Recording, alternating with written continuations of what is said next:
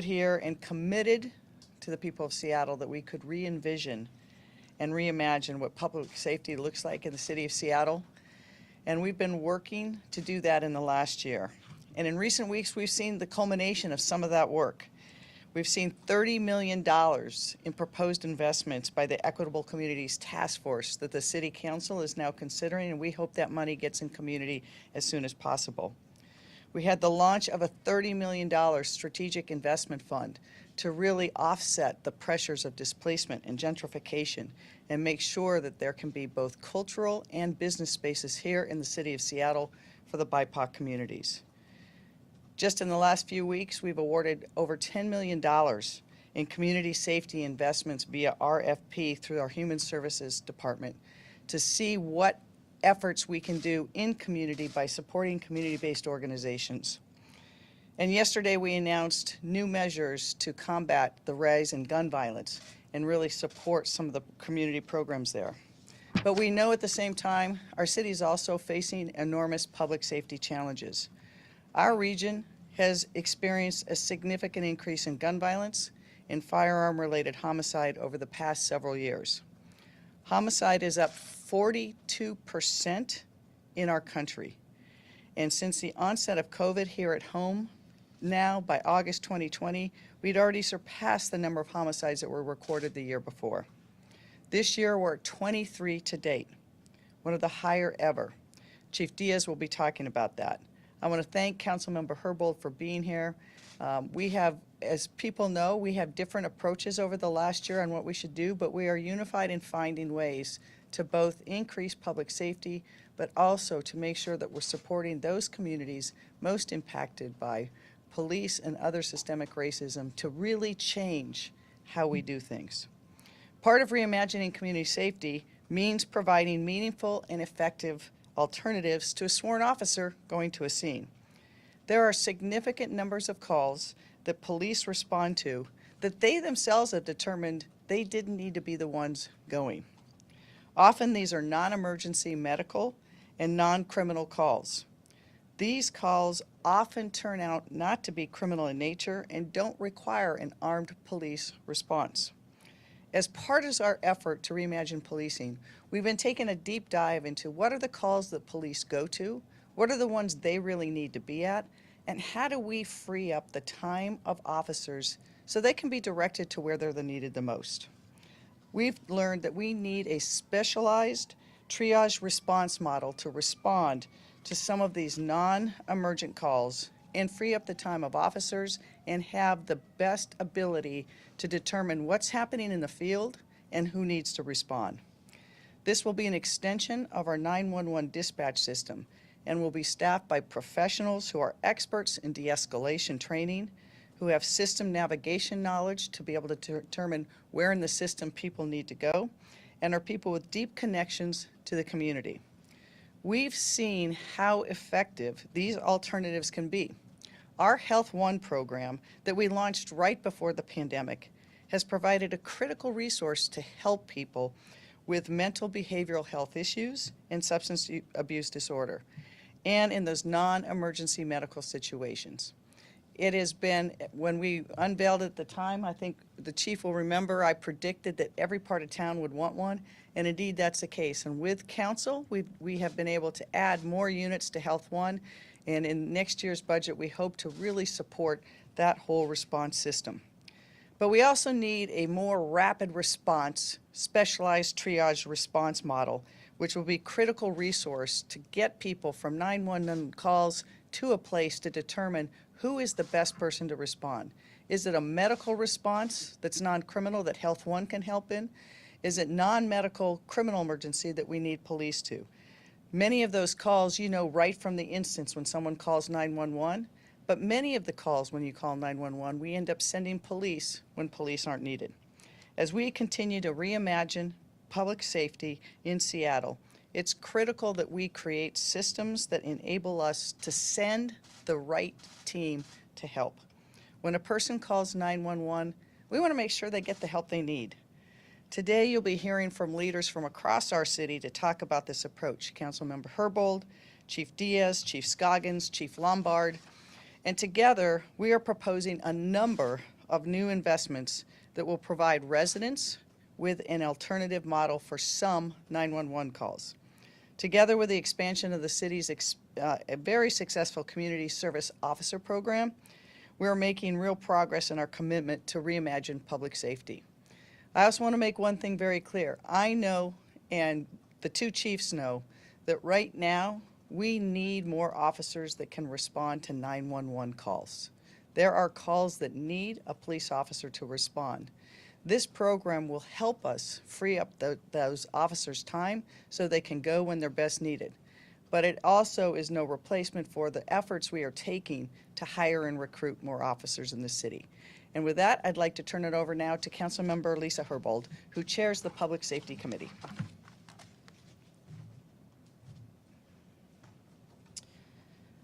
Just want to first start off with my thanks to Mayor Durkan for her leadership in responding to the public call for resources to be focused on non-policing responses to crisis. We have a continuum of crisis response in the city of Seattle that includes police officers, it includes the Health One system, and it includes some of our nonprofit providers who also do crisis response. I've long said that we have the infrastructure in place in order to divert more crisis response calls to the continuum, but we need to grow the capacity and we need to identify where the gaps exist. This new Triage One response system is going to fill one of those important gaps. The call analysis that's being done on our 911 calls shows that the Triage One system will be able to respond to approximately 8,000 calls a year. These are calls that do not require an armed police response. Throughout 2020, the calls from community to invest in alternatives were consistent, loud, and clear. We know that not every call to 911 needs an armed police response. Earlier this year, we expanded the Health One to a Health Two unit. Later this year, we're going to add a third unit. Again, this is the result of the budget work that we did in the wake of George Floyd's murder last year. The Triage One proposal is a creative and data-driven innovation. It has been, again, the gap has been identified because of the call analysis that has been done to identify the types of calls that don't need police officers to respond. I'm increasingly hearing from constituents who contact my office and say they want an alternative to a police response when they call 911. And I'm really pleased that we're going to be able to offer additional options for people who are seeking help for their family, friends, and neighbors. 911 call takers have been called the gatekeepers for the entire criminal justice system. So I've been really focused on the 911 dispatch, working with Director Lombard. In order to ensure that the 911 dispatch call takers can properly divert calls to non-police responses, they need some help. They need funding to support a protocol dispatch system, which I am proposing funding for in the council's current second quarter budget supplemental. This funding will allow the dispatchers that were recently transferred from the Seattle Police Department to the Community Safety Communications Center to better deploy the new Triage One responders. The protocol system will also allow for better data analysis, so we can continue to evolve the dispatch system to identify other types of responders to fill those gaps. It'll give us more granular data to be able to and analyze the call types. So this is a really big piece of work that the council and the mayor's office and the departments have been engaged in this year. I have been really focused on trying to figure out we know we might need to create some new things. You've heard us talk about the Cahoots system, the Cahoots program. That's another type of crisis response. But this is something that we can do now. We don't have to create something brand new by working sort of within the current crisis response, but identifying some new job types. And these Triage 1 folks will fulfill that gap without having to create something brand new. We have been seeking some of the work that the mayor's interdepartmental team has been doing about that next step that might involve creating something new, like a Cahoots program, or the expansion of Seattle's current downtown emergency service center mobile response teams. We're going to be hearing in my Public Safety and Human Services Committee on Tuesday the almost a years-long work that the IDT has been doing, their call analysis, and some recommendations for further next steps. And I'm really looking forward to more of that work. And with that, I think I'm turning it over to Chief Diaz. Thanks. Okay. Good morning. I'm Adrian Diaz, Chief of the Seattle Police Department. SPD has spent months listening to the concerns of the community and is committed to re-envisioning public safety. We hear you and agree. Not every 911 call needs the response of a police officer, which is why we're especially proud of the community service officers. CSOs are civilian employees already deployed throughout the city to help residents and businesses in non-criminal calls navigate services, engage with communities, and support youth that are at risk. Yes, our nation and our city are experiencing the trauma of rise in violent crime. Yes, there are people in Seattle armed with guns who continue to prey on our communities. We have seen a significant challenges to criminal activity from the increase in aggravated assaults and arson, to name a few. And in the interest of public safety, those are the types of 911 calls that will always require the response of a police officer. We will always need police officers to focus on significant criminal issues facing our city. We're already committed to continuing the important work to protecting all people of Seattle addressing criminal activity. SPD welcomes a wide range of public safety services that will soon include the new Triage 1 team. Currently, all persons down calls for our Priority 1 calls, which means that officers must drop all other calls for service and respond with a minimum of 2 officers. And a majority of these calls are because people are experiencing addiction or health crisis.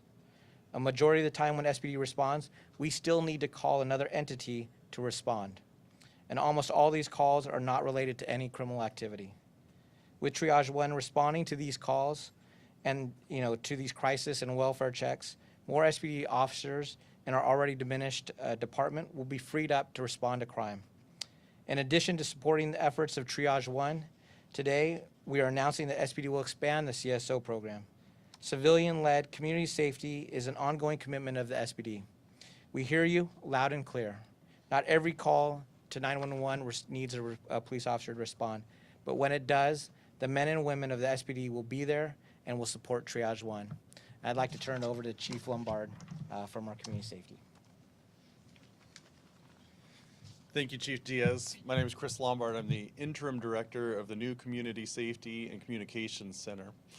Thank you to Mayor Durkan, and thank you to Councilmember Herbold and the other chiefs here for the support in re-envisioning how emergency response can happen in the city of Seattle. 911 has always been kind of in a pinch as far as trying to figure out as quickly as they can in 60 to 120 seconds what's really going on at a situation where somebody's calling for help, and to best deploy the appropriate resources to mitigate or help the public in those efforts.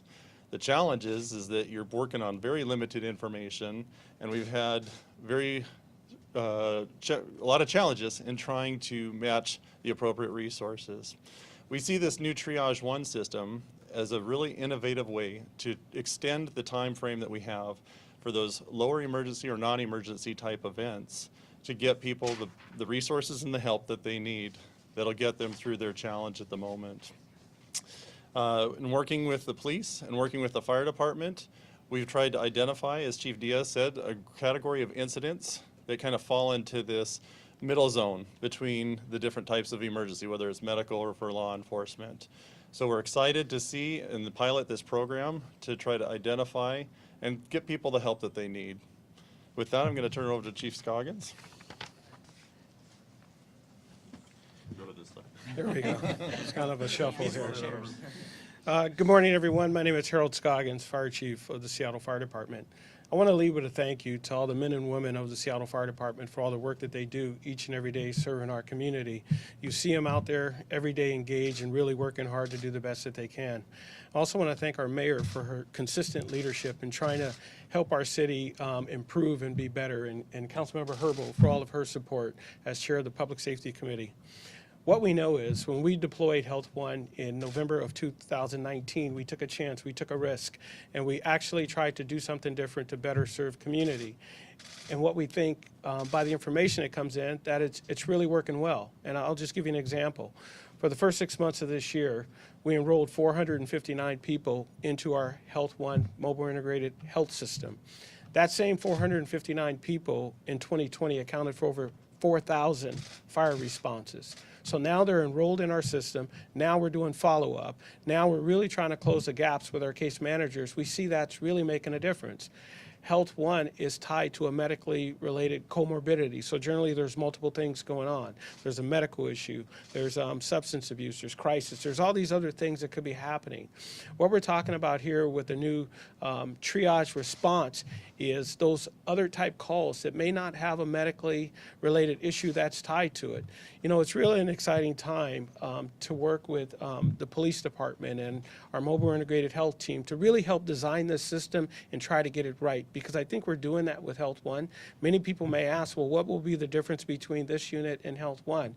And generally it's the medical related nexus to Health One and the non-medically related nexus to this new triage unit that Deputy Chief Lombard spoke to. Those calls come in, our dispatchers are working hard to filter those words and try to get the right response to the scene. But the triage unit can help with that as it launches in community with very intentional training related to crisis training, de-escalation training, system navigation training, and other things that will be identified. They will be able to help either call for assistance. Maybe there will be a need for the police department to come help because the patient just needs that. Maybe there will be a need for the fire department to come and pick them up and take them to the hospital. Or maybe there will be a need to help with the system's navigation.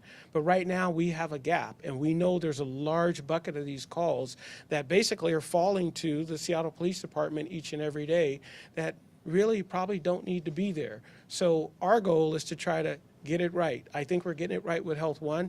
As the mayor and Councilmember Herbold mentioned, our third unit will be coming online in the fourth quarter of this year, and we're really excited about that. So this will be another component under our mobile integrated health platform. And that's really important because we have case managers, we have our vulnerable adult program, we have our high utilizer program. So all these programs, along with Health One, are really trying to help with the population and get them to the right place. And this triage response component will be tied to that. So thank you, and I'll turn it back over to the mayor. Thank you, Chief. All right. Thank you very much. So I think it's, I want to mark something else. This is the first time we've had a press event here where not everyone's in a mask. We are not yet through that emergency. As your mayor, I have to remind people that COVID is still here. We're seeing an increase in the number of cases with the Delta variant. And if you know anybody who has not been vaccinated, please urge them to get vaccinated. It is the #1 thing we can do to protect our community right now. I want to thank everyone who's here today, but mostly all the people in the IDT who really dove down into the calls to really analyze what are those calls that we could start offloading from Seattle Police as the initial response. Because right now, usually it's a police officer who's doing that emergency first responder triage. They arrive at the scene, they make the determination, you don't need police, we need fire, or we need a family member, or we need the case manager. This is going to give us another tool, almost as an extension of 911 itself, in those calls where we're not sure yet, but we know that they're not criminal, that someone can go and make a determination as to what to do. You'll look at the data, we're going to provide you with all the numbers, but this is hundreds, if not thousands, of calls a year that we can free the police from responding and have a better response for the community and make sure that those people are trained in de-escalation, that they're trained in how to navigate the different systems and determine what someone needs, and then to call what the right help is. So again, this is another tool that will work very closely. We're working a lot of the details still. Really want to thank both the fire and police unions to being very forward-leaning to find solutions to these to get the right people to the job. So looking forward to this moving forward, and I think it speaks to the suite of things that we're doing right now. There is no one solution for community safety. We have to have a range of tools to address what we're seeing and to address the real and legitimate calls for a different approach from last summer. So with that, any questions? Matt? Yeah. Don't expect this to happen to me. I mean, I don't expect you to be briefed on it because it just happened. Senator Dingra and Senator Peterson just put out a statement, and it's titled, "Police have responsibility to show up and help people in crisis to get treatment." And it goes on to basically say that police, even though they have discretion on these things, have a duty to show up at crisis events like this. Kind of not shirking its responsibility. That's kind of what the gist is. It kind of comes just ahead of what HB 1310 starts and takes effect this weekend. Just want to care to comment about the police's responsibility to show up at these crisis events. They are showing up. We had almost 17,000 crisis calls 2 years ago. This is a regular part of what police officers are seeing day to day.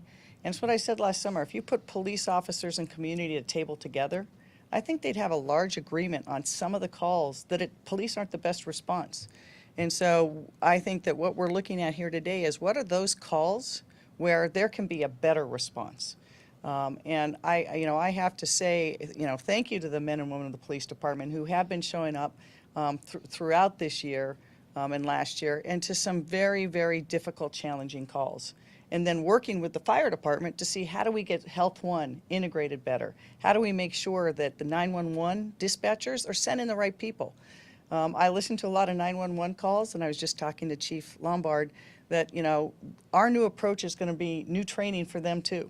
A new system on how do they ask the right questions and emote the right level of concern for people when they call 911. So I think they were going to revamping it, but nobody's going to shirk their duties. We're going to do what we can. At the same time, as you know, Matt, we are incredibly taxed right now. We do not have enough officers. And the chief is working very hard to hire additional officers, both laterals and new hires. But this also gives us this opportunity to be looking at different ways to respond to things that the police themselves say they don't need to be there. David. Who exactly is responding, and have they said that they have the capacity and ability to So this is going to be a new effort. So it's going to start next year. So we go to council, assuming that they give us the green light to go ahead. The details will be, the next stage will be worked out, very similar to Health One. We announced it, we got the go-ahead to do it, then we'll put the team together to see, looking at the data, what's the best approach and what's the best affiliation. It could be augmenting Health One and a team there. It could be a different kind of, but it will be responders whose job it is to really do the additional triage that you can't do in the dispatch center. Respond, and most of these calls right now will be a combination of what they call man-down calls or welfare checks. Most of those happen in the downtown core. Most of them happen during the business hours. People see someone passed out, they don't know what to do. They don't know if the person's sleeping, they don't know if there's another problem. They see someone who's clearly having a mental health issue that needs help, so they call 911. This will give us an ability to do both welfare checks and man down or distress checks that may not have that medical component where we know Health One would roll. So whether it's DESC, Health One, we don't know that yet. It will be a city-based team for this. And not to get too wonky, there's been recent court decisions that are going to require us in any kind of 911 response to make sure how we design that program. This is actually for Chief Diaz. Okay. I mean, given your letter yesterday about kind of the nitty-gritty of implementing 1310 use of force standards, is there any way in which this new team will intersect with the implementation of new use of force standards for Carry stops, for instance? No, so typically for exactly what Mayor Durkan is kind of expressing is that we have these person down calls. Typically we respond out. Sometimes it could be a person that could be experiencing some sort of medical issue where they're could be vomiting, and for us, we respond and we have to call fire out. Having somebody to be able to do that, not having police officers respond, frees up our officers' time to be able to focus on just criminal activity. When it comes to 1310, in relation to people in crisis, you know, we still respond to people in crisis. You know, like the mayor said, we've had 17,000 calls just a few years ago. We average way over 10,000 calls for service and just dealing with people in crisis. And we still continue to respond to that. We find ways to de-escalate and get people the treatment that is needed. Really, when it comes to HB 1310, the question is how to ensure not to use force in dealing with people in crisis. Right now, we use about 1.67% in dealing with people in crisis, use force. And so we have a very, very low level. And so we continue to respond to these calls. We still continue to try and find ways that we can get people the resources that are needed. But for these specific calls, like where triage is, we find ourselves literally calling another entity to respond because it's not really for the police to respond because there's no criminal activity, or sometimes not even people in crisis. They could be experiencing either a medical issue or they could be passed out for a variety of different other reasons. There's no real overlap with Terry's office. Yeah, Okay. yeah. Dan? Mayor, I just want to, I know the details are still being worked out, but just to sort of walk through it. So someone sees someone in distress or in crisis, not necessarily a medical issue, calls 911, and the dispatcher then sends this new Triage 1 team. Yeah, so I think there'll be a combination of things. First, as we add this capacity, we're also going to be reconfiguring how 911 dispatchers respond to calls themselves. So there'll be training for them to ask different set of questions, more comprehensive questions. Once they get the information they need, then they'll know, okay, this is something where it's not just someone who's in distress, but it's someone in distress with a firearm or a knife. We need to make sure that we can have a police response. It's clearly a medical thing, so we have Health One respond. But we get hundreds, if not thousands, of calls of people that they call man down, someone who's passed out, or someone who, sometimes a welfare check, where it's, I haven't seen my brother's not responding to the calls, what do? There's no indication of criminal activity. Police respond, police get there, and they're basically right now acting like that triage team. They get there and say, we weren't needed, they just fell asleep, or we need an ambulance, or we need Health One. So this gives us, the response for community safety has many, many levels. And what we're trying to do in this period of time is build up the capacity to respond in the smartest way possible to thousands of calls we get that we know police don't have to be the responders. Thanks. Do you know if the new team that's sent out into the street will be civilians or fire or police or some combination? It probably will be a combination. We're still working that out, looking at the calls and then thinking about, as we expand Health One, what does that look like? We just gave $10 million in community-based organizations that are filling different gaps. But this is really a gap where it is government responding to a 911 call. And how do we make sure that the people that go there are adequately trained, as they need to be, and know how to both arrive at the situation and call for the additional help that's needed? Last question. Wait a minute. There's so many questions here. We'll take a couple. David? Okay. Yeah, I mean, I guess, do you have some sense of how big this needs to be, like money, budget-wise? And then I also have a question for Chief Diaz, although I don't know. Yeah. Sort of separate. Yeah. I've seen. So I'm going to save him from those. No. This is very much like when we rolled out Health One.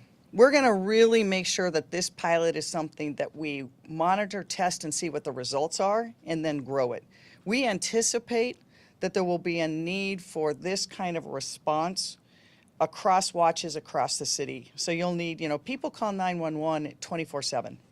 But we're seeing in these types of calls, most of them happen between 9 and 5, Monday through Friday. And so it's a different kind of response. But as we look at the data, we may see that there's this exact kind of need in other areas. So to start with, we're going to be really focused on addressing the need that the data showed us. testing to see how that works and seeing if it reduces the need for police. And if police then are having to be called, what are those kinds of calls so that we can really get this right? And Chief Diaz, can I just clarify on your statement on HB 1310? Do you see this changing the way that police right now engage in like emergent detentions? Like will we be seeing? Are you talking about 1310? Yeah. Will we be seeing fewer Yes. emergent detention holds? So right now, when it comes to emergent detentions, you know, we average about 3,300 emergent detentions, our ITAs, a year, with many of them not having any level of force and to detain somebody and get them the treatment that is needed. We are currently just trying to evaluate every aspect of 1310 to understand the true impacts. We know that the Attorney General next year in July of 2022 will issue out a model policy. So we, as the police departments, are going to have some different changes over the, come July 25th. And we're going to constantly be looking and evaluating throughout that whole process how we need to adjust our response to ensure that officers are not using force in these type of situations, to make sure that we're in compliance with the legislation. But we also have to be mindful of there are officers' concerns because we also have the decertification bill that the Senate, SB, and I think it's 5051, that if an officer uses excessive force, that they could potentially be decertified. So without not having a model policy and knowing that there could potentially have a decertification process, we are constantly evaluating every little thing of these legislations and making sure that our officers are doing the right way to respond to these types of calls for service. All right, I gotta run, so thank you very much. Can we talk to the chief? If he wants to do a one-on-one later, but we're gonna break this up. Thank you, guys.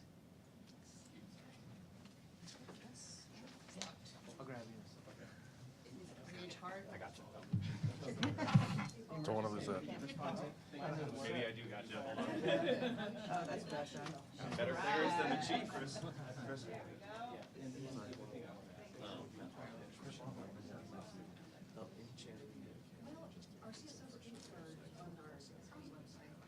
Yeah, Kristen? Yes. They're hoping to just get some camera footage of the